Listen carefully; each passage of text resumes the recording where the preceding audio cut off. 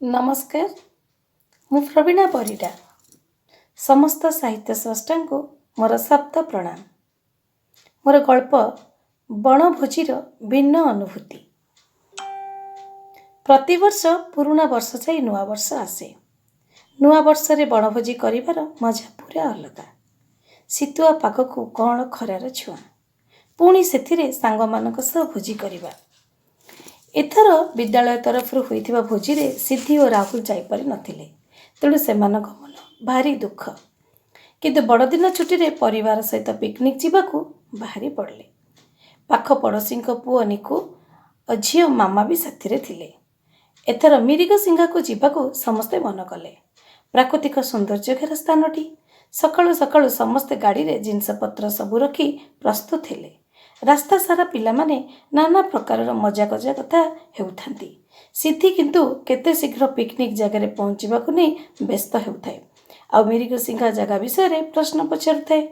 ए जगह केउठी? एठारे कौन अछि बापा?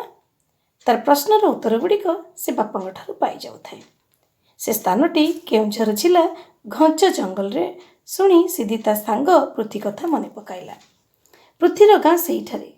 से केते थर से गाँ विषय रे अनेक कथा सुनाइछि। जेमती ए स्थान पाखरे कुळु कुळु होई बैतरणी नदी प्रवाहित होइछि। प्राकृतिक शोभारे भरपूर ए जगह। सेठारे एक शैवपीठ मध्य रहिछि जार नाम मिरिगी सिंघा। एठारे जागर मेला उल्लासर सह पालन होइथाय।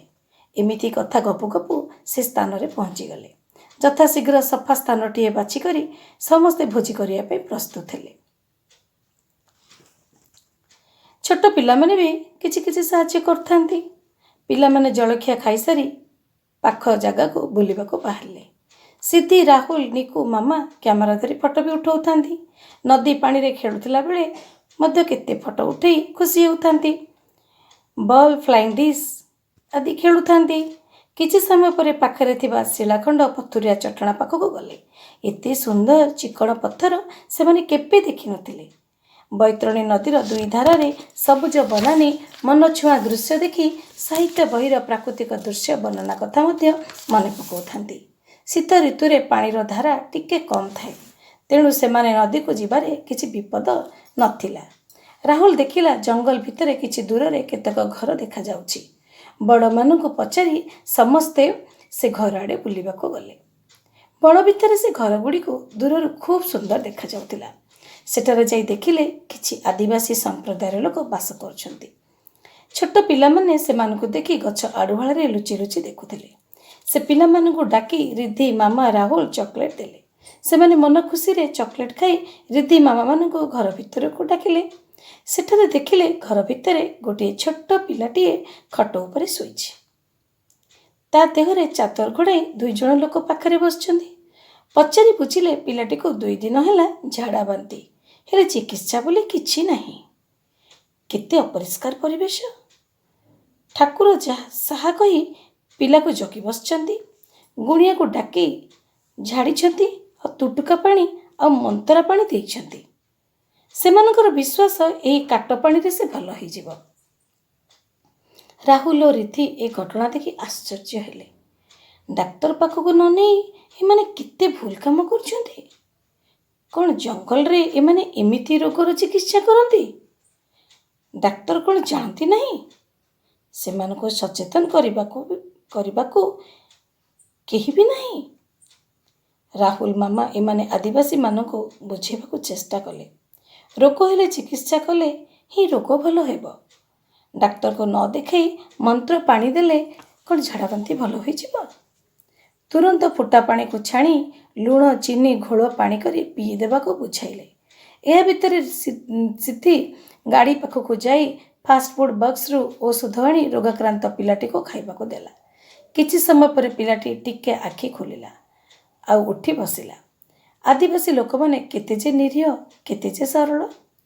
शिक्षा जेहेतु तांको पाखरे पहुंची पारिनी, तेणु सेमाने सेही अंधकार भितरे सेमती दिन काटुछन्ति। राहुल रिद्धि मामा सबु गाँ पिला मानको डाकी सेमानक बापा माँ को नहीं अनेक कथा बुझाई कहले।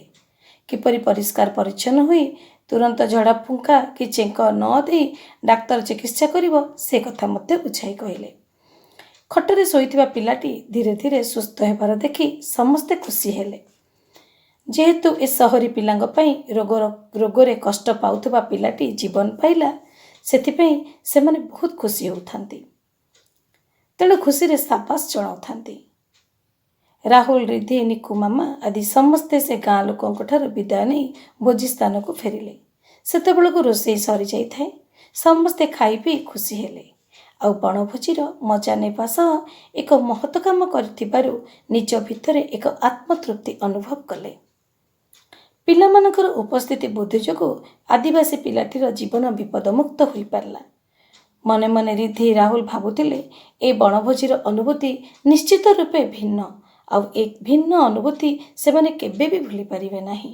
ସୂର୍ଯ୍ୟ ପଶ୍ଚିମ ଦିଗକୁ ଧୀରେ ଧୀରେ ନଇଁଯିବା ଆଗରୁ ସମସ୍ତେ ମିରିଗିସିଙ୍ଗା ବଣରୁ ଘରକୁ ବାହୁଡ଼ି ଆସିଲେ। ଧନ୍ୟବାଦ।